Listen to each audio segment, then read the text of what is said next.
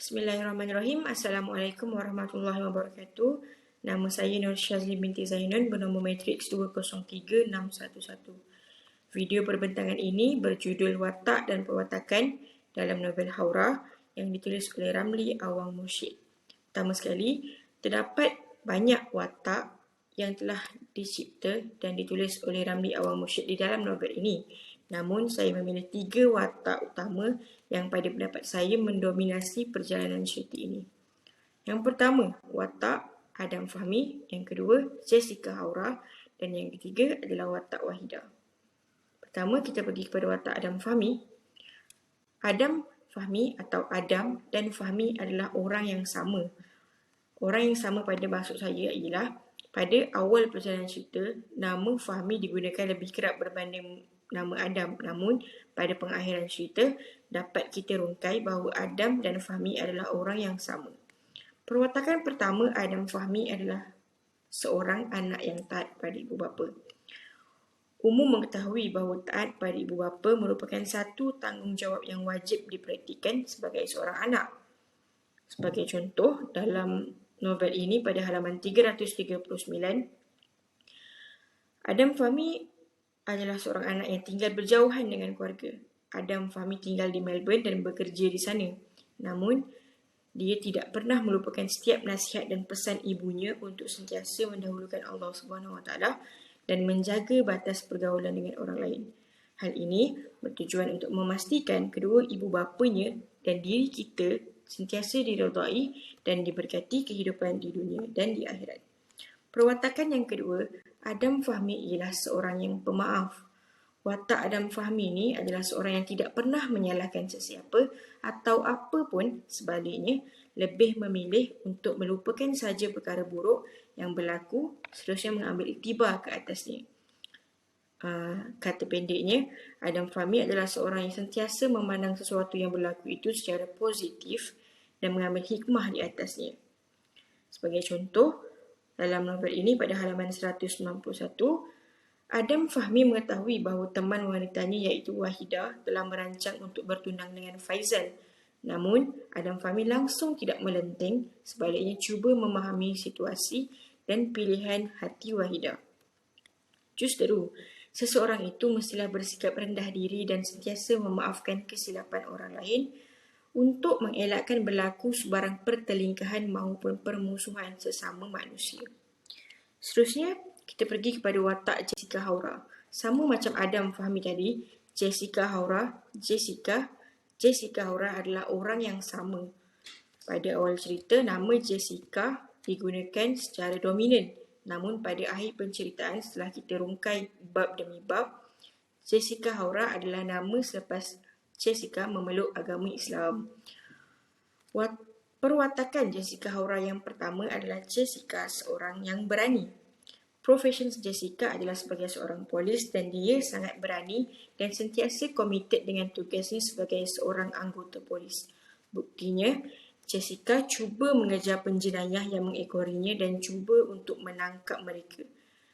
Petikan ini boleh didapati pada halaman 200 di dalam novel ini. Penjenayah yang Jessica kejar itu adalah penjenayah yang mengejar dan menembak rakan kerjanya pada awal cerita. Justeru, Jessica cuba untuk memberanikan dirinya mengejar penjenayah itu untuk menangkap penjenayah itu.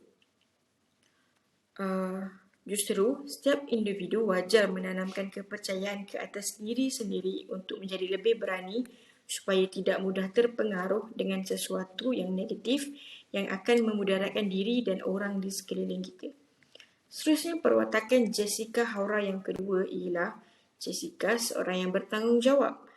Dalam konteks penceritaan novel Haura ini, Jessica mengambil tanggungjawabnya sebagai seorang polis dan patuh pada arahan majikannya iaitu Luke untuk melakukan perisikan ke atas Adam Fahmi. Walau hakikat sebenar perancangan Luke itu adalah untuk membantu Jessica mendapatkan ingatannya semula. Bukti yang boleh kita peroleh daripada halaman 83 novel ini iaitu Jessica menerima tugasan yang diberikan oleh majikannya walaupun dia baru sahaja dikeluarkan daripada hospital. Lanjutan daripada kemalangan yang dihadapinya, Jessica mengalami masalah hilang ingatan. Walau bagaimanapun, dia tidak menggunakan alasan itu untuk tidak meneruskan tugasnya sebagai seorang polis.